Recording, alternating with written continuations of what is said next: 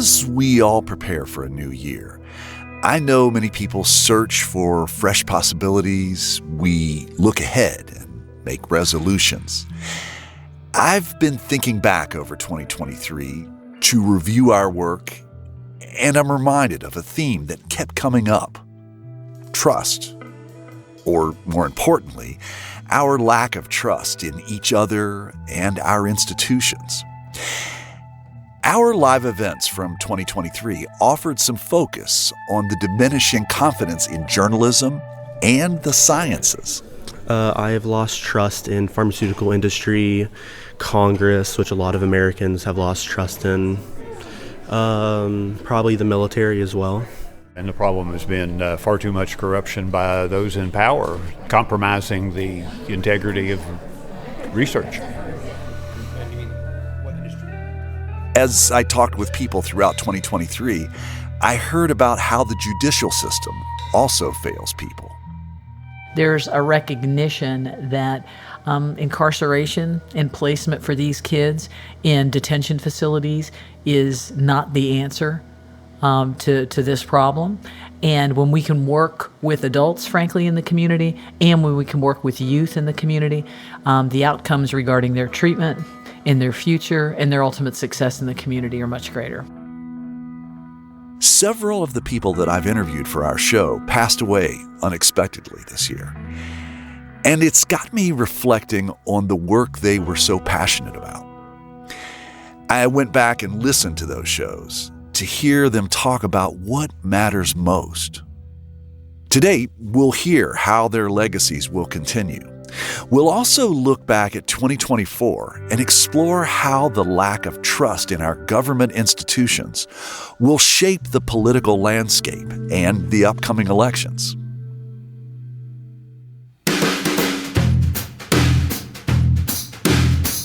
From West Virginia Public Broadcasting and PRX, this is Us and Them, the show that tells the stories about the things that divide us and bring us together. I'm Trey Kay.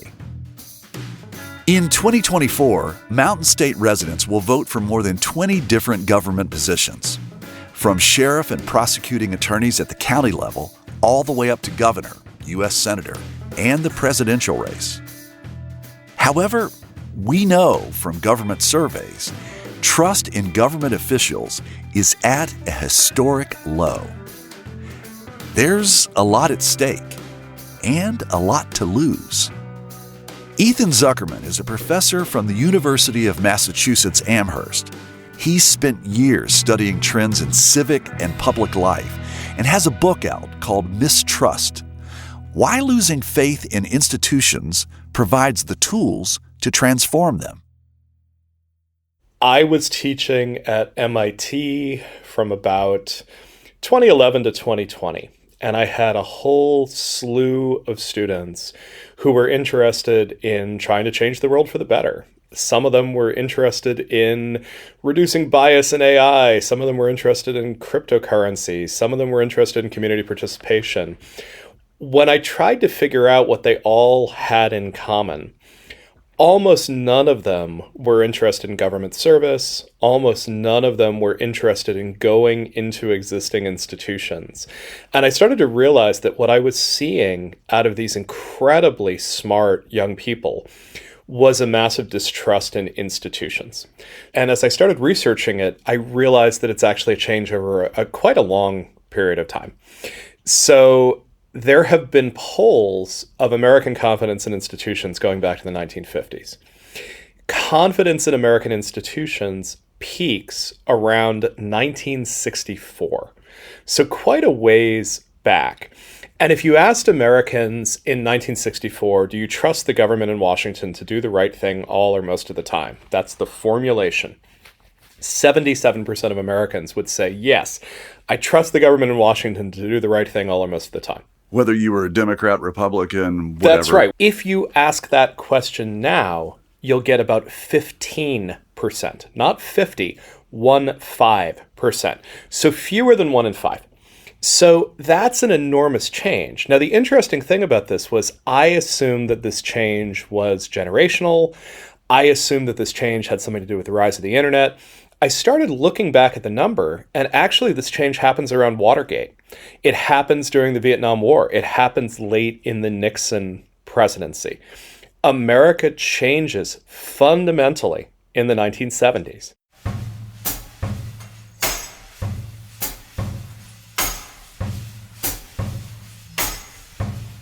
Zuckerman says we recover some confidence during Ronald Reagan's presidency. But the last time we see 50% of Americans saying they trust the government is during the George W. Bush administration in the early 2000s.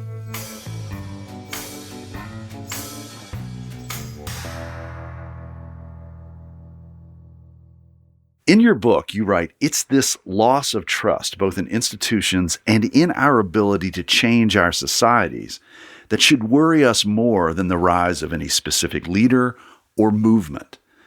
Would you elaborate on that? Mistrust came out in January 2021. That was both a very good and very bad time to release a book about mistrust in American society. This was not meant to be a book about QAnon. It was not meant to be a book about the far right. Actually, I get inspired to write this book by the number of my students who were interested in the Occupy movement. And I found, I think like a lot of scholars, Occupy a very strange movement. It seemed to be a movement without demands. It seemed to be a movement without leaders.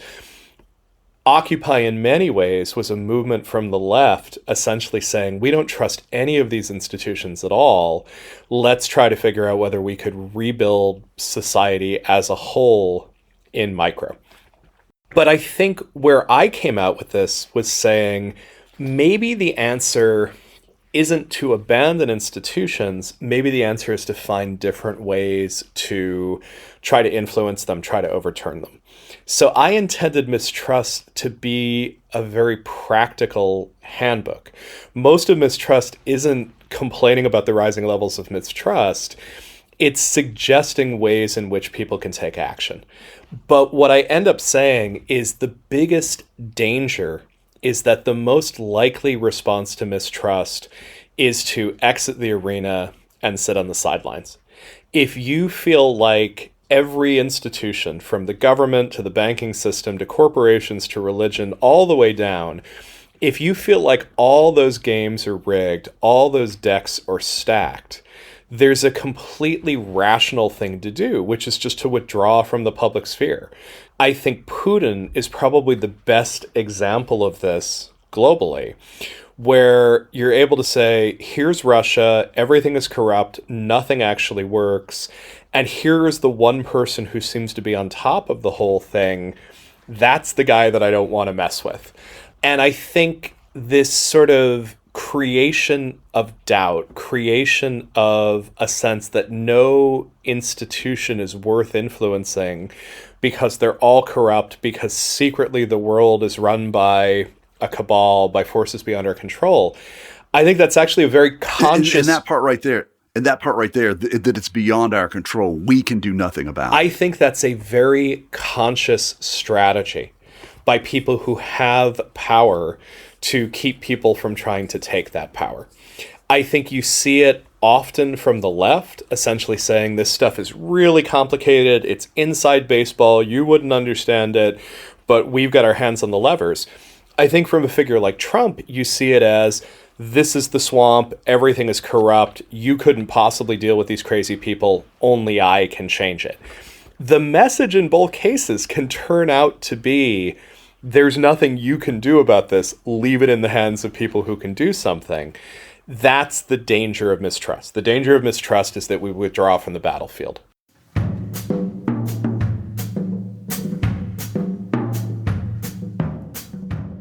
If we believe that our institutions are ineffective, that they're incompetent, that we believe that our election system is not really going to reflect the will of the public, my assumption is that both individually and collectively, it does a number on our psyche with regard to whether or not it affects our trust, but it also affects whether we feel like we matter or whether we can make a difference. Am I getting that right, Ethan? The essence of my argument is that you have to find a way in which you feel efficacious, in which you feel like what you're doing in the world matters. The truth is, we teach civics very poorly.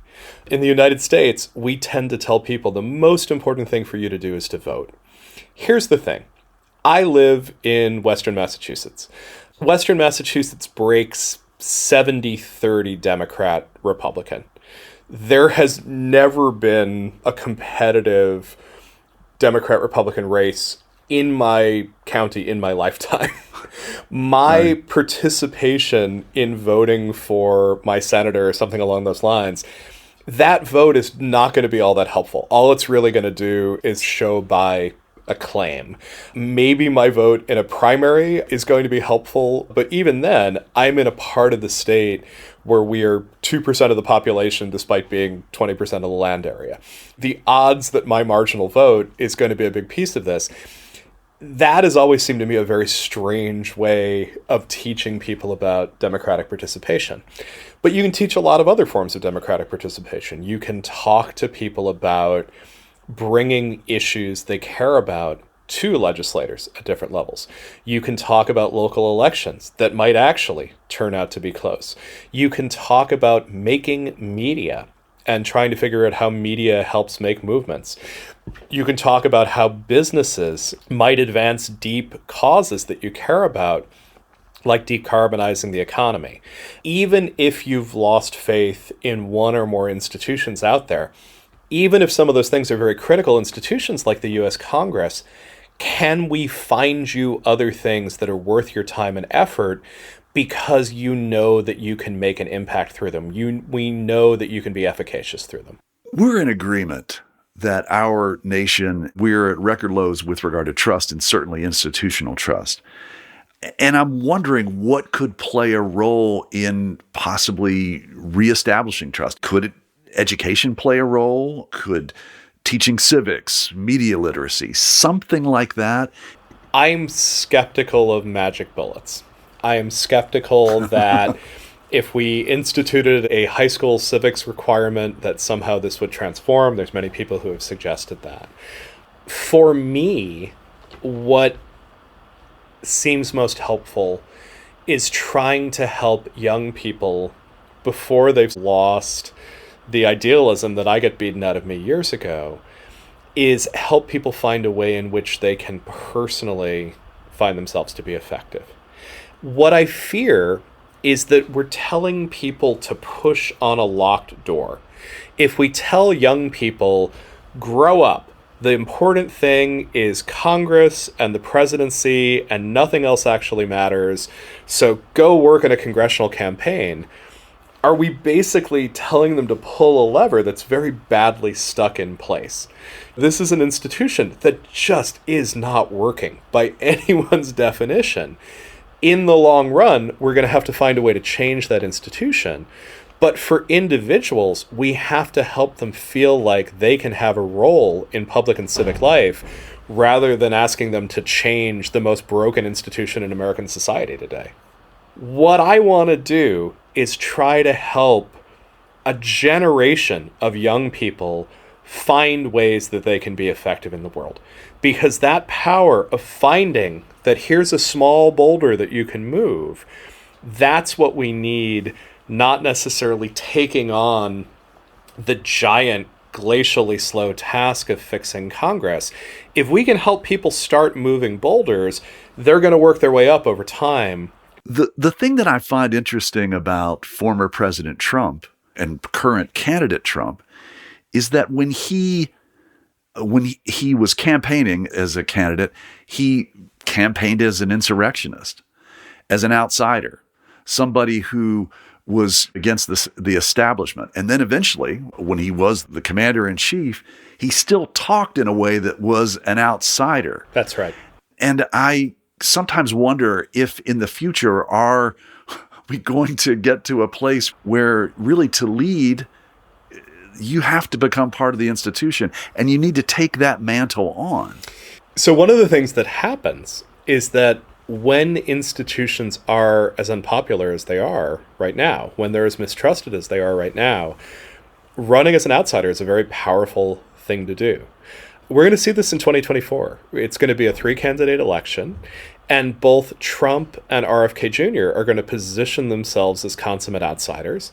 The fact that they've been deplatformed from social media for their views is going to be part of their appeal.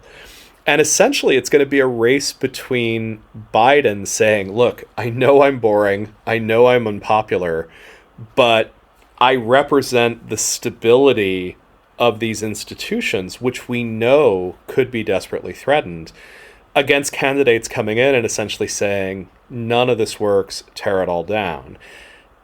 Part of what's so interesting is that conspiracy theories, and both Donald Trump and RFK Jr. have been very close to popular conspiracy theories. Conspiracy theories traditionally have been a space that people who felt disempowered and weak turned to because they didn't feel represented in society. Now we've got people with enormous visibility and enormous power embracing those conspiracies. That's a really weird moment. I think we're well beyond check engine. I think we're into let's pull over and try to extinguish the fire that's going on. But I think if anyone was unconvinced of that, I suspect the 2024 election is going to convince all of us of that. It sounds to me like you're giving us some things to think about with regard to trust as we go into 2024 and we watch this campaign move forward. I guess I would like you to tell me what are some things that you would encourage me and maybe the listeners of this podcast to consider as we're going through 2024. I would recommend being very concerned going into 2024. I think that media in particular, and at the end of the day, I'm a media theorist, right? I think media has had a very hard time understanding how to balance the American tradition of free speech and supporting a very wide range of political opinion and the rise of conspiratorial thought. And I think we've had a very hard time figuring out what to do when someone's political position is at odds with reality. There's a strong argument that news media simply shouldn't amplify these points of view. But these points of view are likely to be the presidential platform for major candidates in this upcoming election. And media can try very hard to say, Trump said the following, which is unsupported by evidence. But it's not clear, how bathing in disinformation changes over time. We're also in a world where so much of the information we get is digital and unfiltered, and we're not all that good at figuring out how to find botnets that are spreading disinformation on an automated basis. We're not necessarily all that good at determining whether a voice online is credible or not.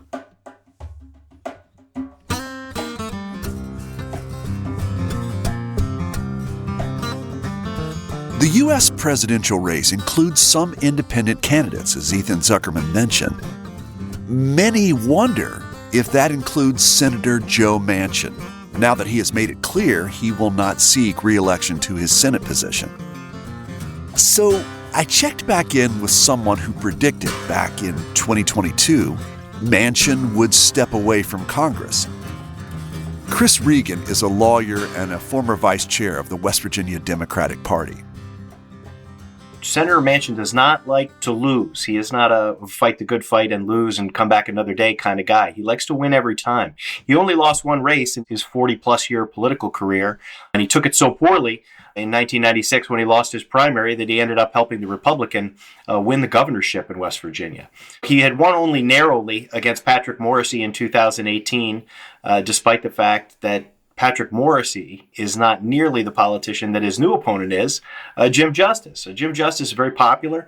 The environment's only gotten worse in West Virginia, and it just didn't look good for him to win at all, and he could have been beaten badly. What did you think about what the senator had to say in his announcement about the toxic atmosphere of Washington politics?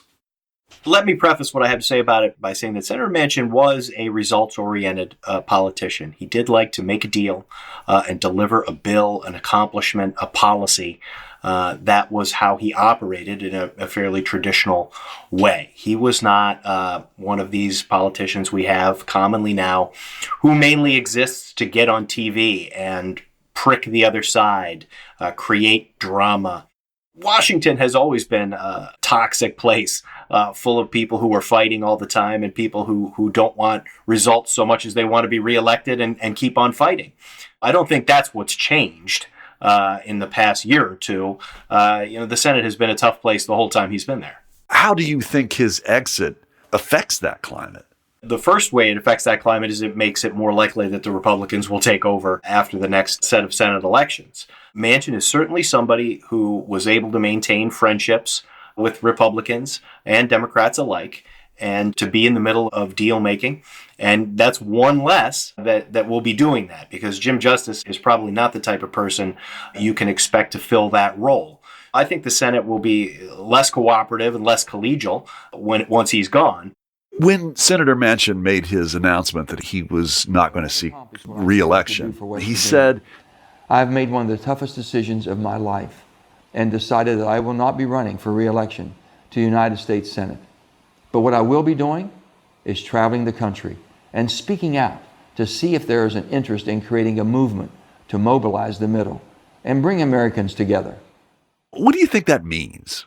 If I had a 45-year or 40-plus year career in politics behind me, I might want to go across America too, and meet people and see people and do dinners and visit with the friends that I've made all around and talk about things that are important to me. There's an audience for him most places, and I think he's going to go find that audience and enjoy his last year or so in the Senate. It's a nice thing to do. But the whole idea that's going to grow into a third-party run for president, though, I'm deeply skeptical of that. So do you think it's unlikely that Senator Manchin would seek an independent presidential bid? Yeah, absolutely. I do. For the same reason you didn't want the Senate bid, because it all ends in a big thudding loss. It's not clear what state he could win. One thing about Manchin you have to remember is he voted to impeach Trump, and he also voted to confirm Kavanaugh and Gorsuch. And those are two positions that are incredibly alienating to the Republican and then the Democratic Party, respectively. While he may be in the middle of the Senate during his tenure there, I don't see how he appeals greatly to Republicans, who will reject out of hand anybody who voted to impeach Trump. And he has diminishing appeal among Democrats as well, because the Democrats are not going to be supportive of somebody who voted to confirm Kavanaugh and Gorsuch, who went on to overrule Roe versus Wade. I'm sure he doesn't want to be alienating all of the friends he's made in a 50-year Democratic career by helping to elect Trump if he siphoned more votes from Biden than Trump. And there's no path. No third-party candidate has ever gotten triple-digit electoral votes. It's been over 50 years since anybody got one. Who do you see as future Democrat Party hopefuls in the state? It's not a deep bench right now if you talk about those who actually hold office. Sean Fluharty in Ohio County has won election and re-election several times as a Democratic delegate from the Wheeling area. I think he's strong. He has an appealing personality and way with the voters, and he has been able to navigate a really hard right turn for the electorate in his years in office. So he's somebody I think people should watch. A lot, honestly, when I was in the Democratic Party, a lot of the young talent has switched parties. I can think of 3 or 4 good Democratic candidates with people with young families, a lot of interest in being in leadership, saw the writing on the wall and decided if they wanted to be in leadership in West Virginia, they were going to have to be Republicans and have made the party switches. It's tough, but Fluharty's definitely a name I would watch. One thing that you said to me last year was that you predicted that the next senator for West Virginia is going to be someone who believed that the 2020 election was stolen and that the rightful occupant of the White House should have been Donald Trump for re-election or after re-election in 2021. Do you feel like that's what you're going to get with the next senator from West Virginia? Yes, I absolutely think. I think Justice will say that. I don't think he cares at all. It's not important to him. But he'll say that because he understands that is the thing that appeals to the voters he hopes to capture. He's very facile and willing to say what he needs to say to get in there.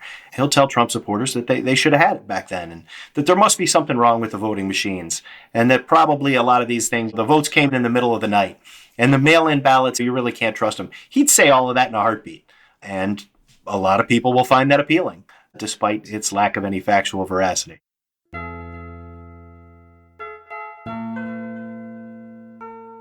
Where do we end up as a nation at the end of this? Do you see any clarity in how it is that we are going to lessen the heightened polarization? Yeah, I think we are still a country that the majority does want reasonable, practical leadership and solutions to problems that we have and productive things. It's just not as big a majority as maybe we thought it was. Because there is a sustained constituency for Trump, even when he is talking like a fascist. And they are going to have to suffer a series of defeats before they stop organizing around those principles. And if, God forbid, they should achieve a victory, we may not have any more elections after that. So I think that is the way. We need, as the majority, the practical, reasonable, fair-minded Americans need to keep winning. One thing that I take away from these conversations is the importance of encouraging people to find something they're passionate about and give them confidence to make changes in those spaces. Like Ethan Zuckerman says, one of the most dangerous things is for people to opt out entirely.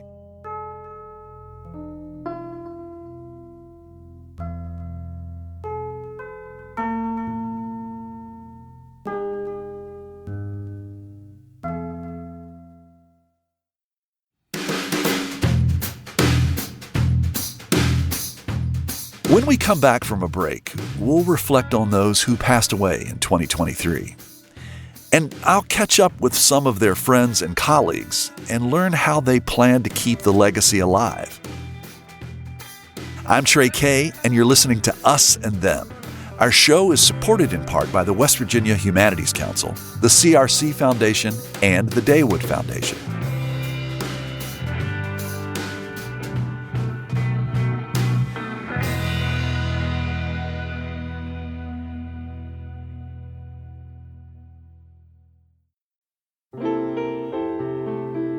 Music lifts us up and brings us together, even when we can't get together in person. Mountain Stage brings you live performances on the air, online, and in our podcast. They remind you how it feels to be in a live audience listening to live music. This is Larry Gross, host of Mountain Stage. Find a link to our stations and our podcast online at mountainstage.org.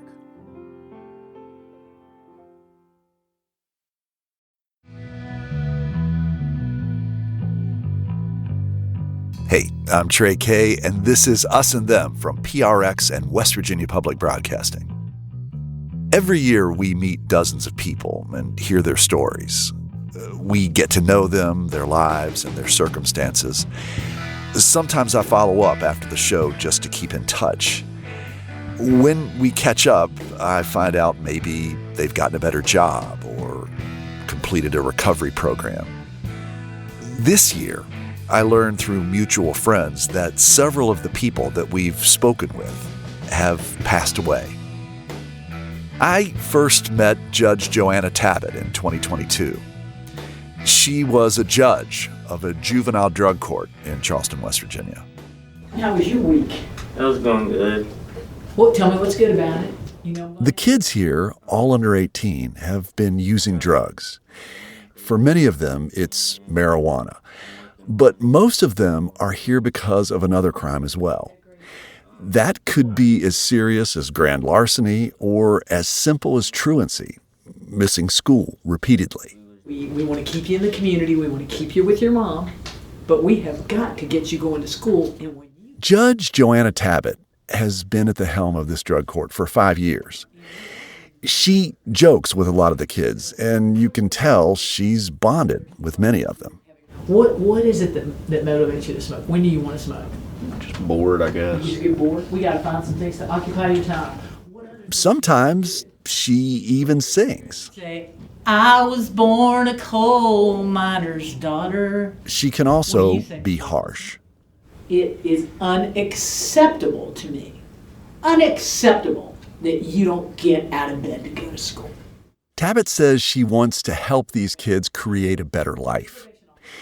She delivers a stern message to a teen girl who's tested positive for meth use. The girl is still denying that she's used. I'm going to tell you something. We're going to continue to work with you. Okay? I want to continue to work with you. But I am really worried about you. I am very worried about you. Because I think you are, well, I know you are using, and these are serious substances. Serious substances. They'll get you wired. They'll get you to the point where you're not eating, not taking care of yourself, and you don't want to be doing that. I mean, you're 15 years old.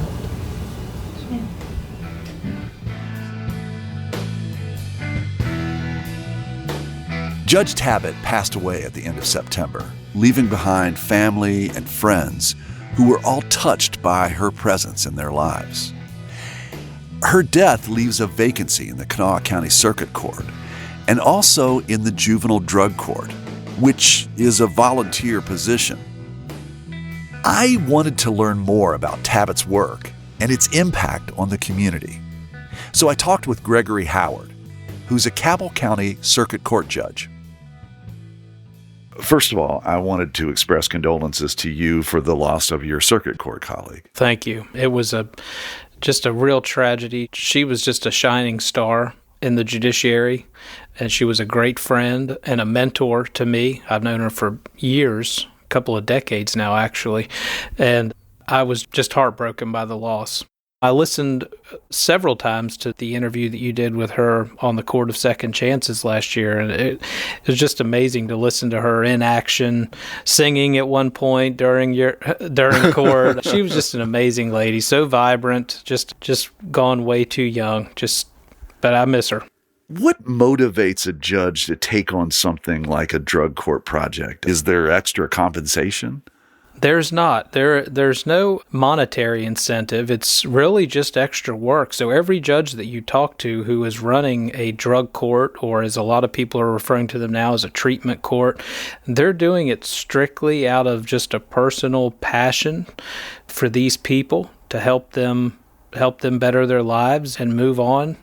Joanna looked at it the same way I do. It was just we felt a connection with the people in our community, and there's no greater feeling, I think, than when you get to the end of a year and a half working with somebody and seeing them graduate and get back into their lives with their families and their jobs. It takes somebody to actually come in and take over the drug court is a voluntary thing. So there's no guarantee of who's going to take that over next. It's somebody that has to have a passion for a drug court, a treatment court, and for those people who are suffering in addiction.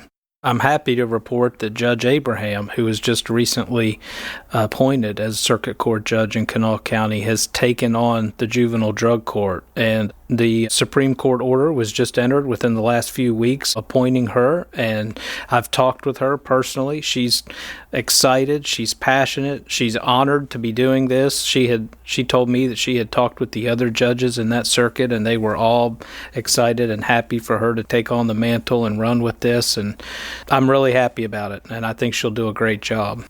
How is your drug court progressing?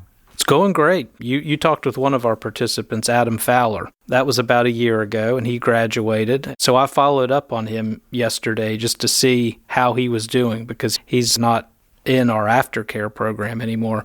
He's working a job in construction and actually sent my probation officer who worked with him a picture of a new truck that he bought. So he was really proud of it, big smile on his face, and he's doing great. If you'll recall, he had been overdosed and had been in a coma in the hospital for about 30 days. He had really hit rock bottom. We have some spectacular success stories that I'm really proud of. And that's the motivation that you asked about earlier. That's what keeps me going. Do you have any thoughts about the work that you do, things that you're hoping are going to be better next year? What are you thinking about as you're moving out of 2023 and moving into 2024? One of the things that I've thought about and debated is whether or not we want to try to grow our drug court even bigger. It's a challenge when you make the drug court larger because you don't want to lose that personal touch. And when you have 40 adult individuals at any given time in drug court, that's quite a few people to stay really involved in their lives. But there was a time back before COVID where we had 3 probation officers and we had almost 60 people in the program. So that's one of the challenges that we're debating and talking about on the team right now, is whether or not we can go back up to that level. I think there's always a need in the community for it. Overall, I think it's still going really well. I still love the work, passionate about it. I wish Joanna was still here with us and doing her thing in Kanawha County. It's been a tough year losing her, but there are a lot of good judges out there who are still doing it, and new people who are stepping up and taking on the mantle.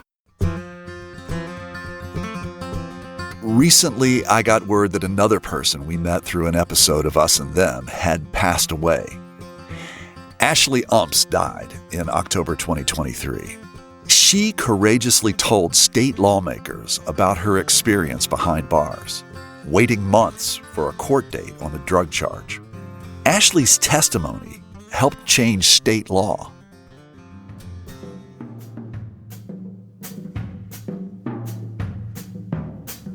Says after about 3 months of incarceration, she finally received medication for depression and anxiety. Once you actually get put on the medication, that was the problem with Eastern Regional Jail. With them being so understaffed, sometimes it would be 11 o'clock at night before you got your medication. Some days we went without getting it at all for a certain time period. Like how long? Like they did a morning, evening, and afternoon. It was very rarely you ever got your evening one, like the middle one. But sometimes like you wouldn't get your night dose. The next time you would see him would be the morning dose. So you'd miss a whole dose of your medication. When she testified before the legislature, Umps told a shorter version of her story.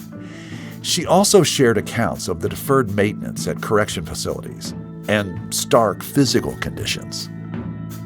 I went 3 days with no toilet paper because they said they ran out.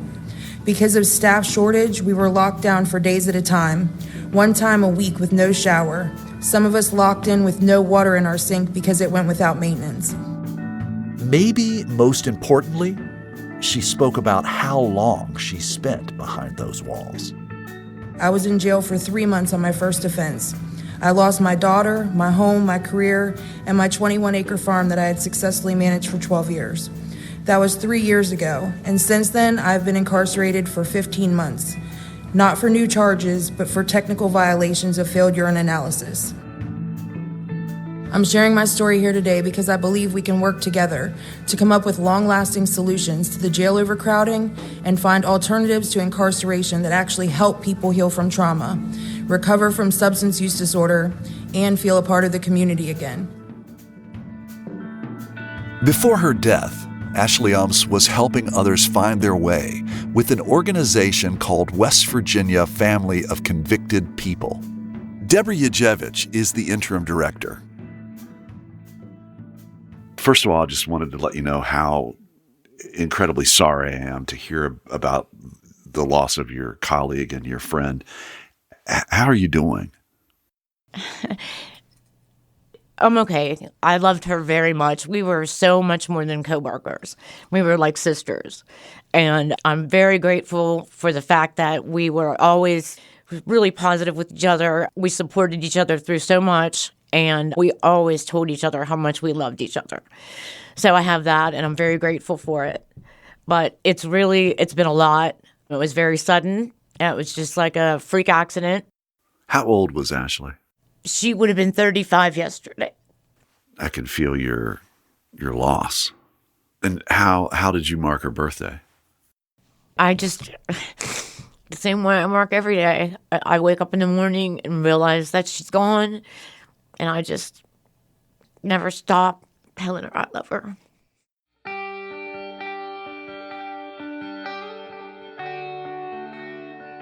Deborah says prior to her passing, Ashley Umps lost access to health care due to cuts in Medicaid. She was no longer able to receive Suboxone and other medications she needed. And the thing is that when you're on MAT, when you're on medication-assisted therapy, you are required to do counseling. That is a law. That was where she was having trouble, because she did buy a plan off the marketplace, but it was so bare bones, and it wasn't covering her therapy that she needed to do to stay on her MAT. When I met Ashley a few months ago, she was giving testimony at the West Virginia legislature. Thanks in part to her, lawmakers passed the capias law. It ensures that anyone arrested on a capias, or a bench warrant, gets a hearing within 5 days. I asked Ujevich how that lobbying will continue.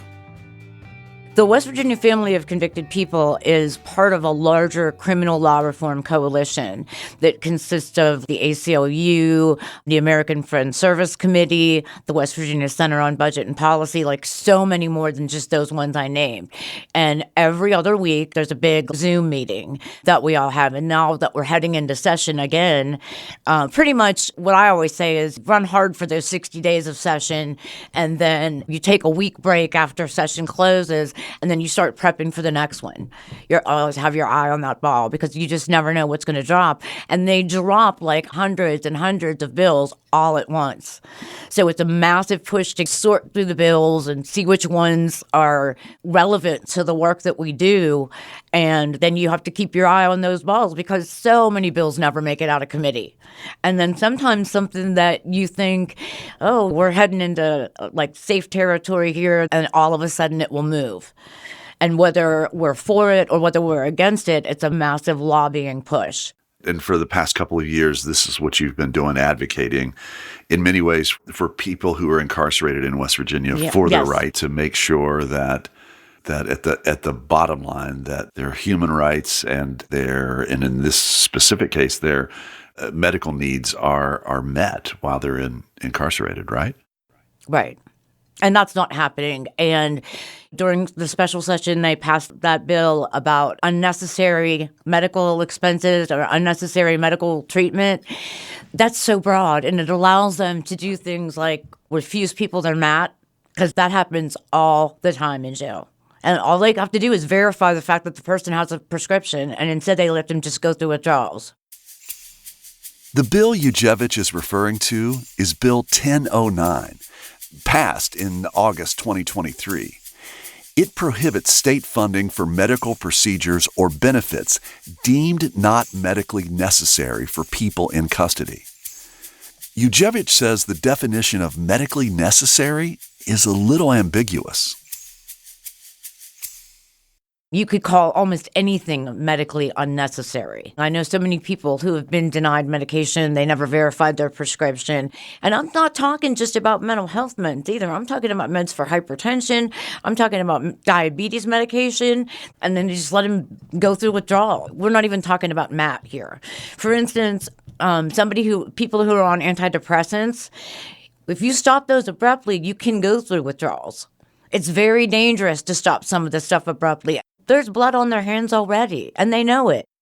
What are your thoughts as you close out the year and you think of your friendship with Ashley Umps? I think that the best thing to do for Ashley, to honor Ashley, was just to continue this work. She was so passionate about it. She was so good at it. She was just naturally good. I know some of the voting records of some of these legislators and how unfriendly they are. There are certain ones that are just lost causes. They don't want to hear about second chances. They don't want to hear about rights for incarcerated people. They don't want to hear about rights for anybody who is justice impacted in any way. She didn't know these like political background things, and she would just run up to anybody and just start pouring it out. And it flowed from her so naturally. And she didn't frame it a certain way because, oh, I know this person is generally hostile to our issues. She didn't know those things. So she was so open and so natural about it. And she just was a breath of fresh air. I know that's a cliche to say, but it really is true. She loved what she did, and people loved her. I saw some of the most hostile to our causes legislators literally hug her. We also learned that Darren Lester passed away. I met Darren while working on our episode about medical care behind bars. Darren told me about his experience early in the pandemic. In August of 2020, he contracted COVID-19 while at the Mount Olive Correctional Center. I have a fever that's hovering between 103 and 105, and you giving me Tylenol and cough medicine. And they did that, and I put me in that room, and there was, other than coming checking my vitals, they wasn't planning on taking me anywhere. There was a new nurse she maybe been in there maybe a month or so, and she had duty that night in the infirmary. And she took my vitals, and she called a doctor at home and said, man, we got to do something with him. And the doctor said, okay, take him to the hospital. And so that's how you got treatment? Yeah, that's how I got treatment. When I get to the hospital, I got Montgomery Hospital, and when I get there, within 15 minutes, the doctor says, man, he's in stage 4 kidney failure, and he has double pneumonia. After recovering from COVID, Darren returned to Mount Olive Correctional Center. His kidney function was at 22%, enough to keep him off dialysis. But by January 2021, his kidney function had plummeted, and he needed dialysis. The process dragged on for months, and Darren didn't start treatment until after he was released from jail. In October, he passed away from an unrelated illness. His family is incredibly proud of the work that he did to advocate for incarcerated people.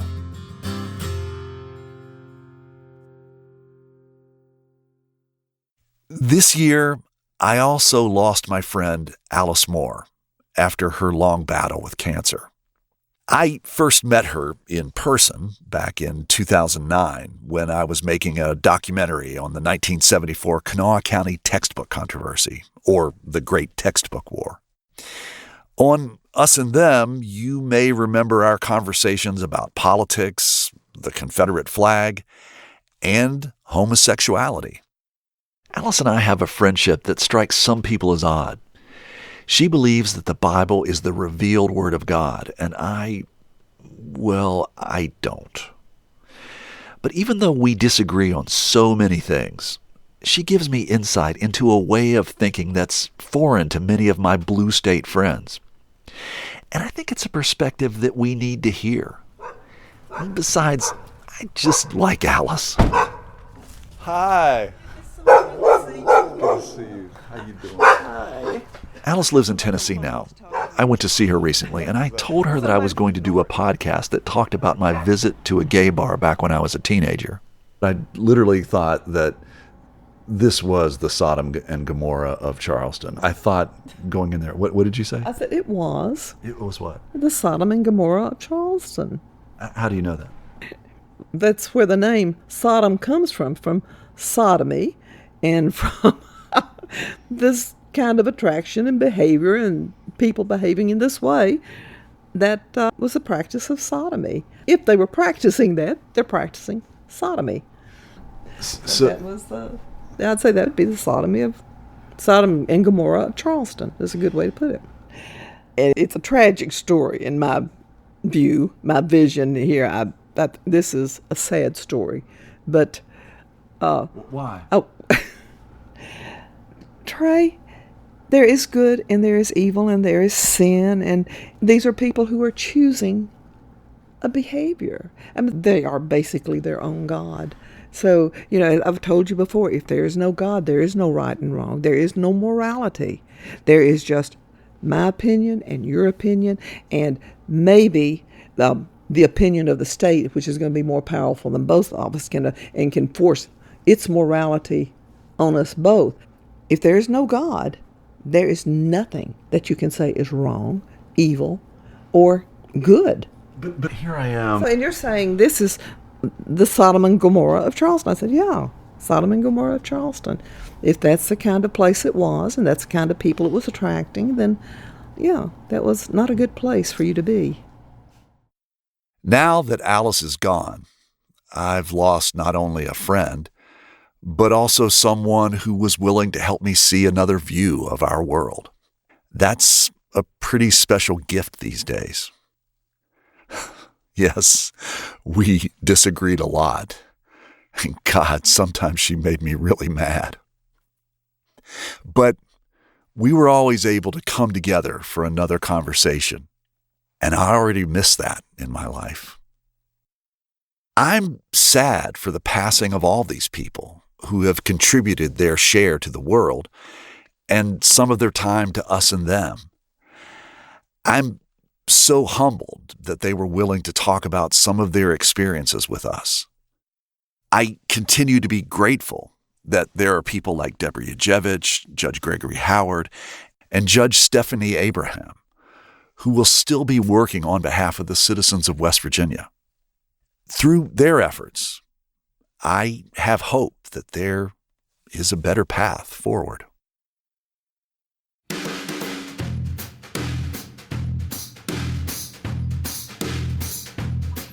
You've been listening to Us and Them. Our team for this episode was me, Trey Kay, Samantha Gatzik, and Kate Smith. Michael Lipton, Tristam Lozow, and Ahmed Solomon wrote and performed the Us and Them show music. Mark Lerner designed our logo. The marvelous people at PRX and West Virginia Public Broadcasting make Us and Them possible. So do grants from the Corporation for Public Broadcasting, the West Virginia Humanities Council, the CRC Foundation, and the Daywood Foundation. Hey, we'd love to get your thoughts about this episode. Would you share them with us on our Facebook page or on X, formerly known as Twitter, at Us Them Podcast? Us and Them was originally developed with assistance from the Mentorship Program at AIR, the Association of Independents in Radio. Happy New Year, everyone, and we'll see you next time on Us and Them.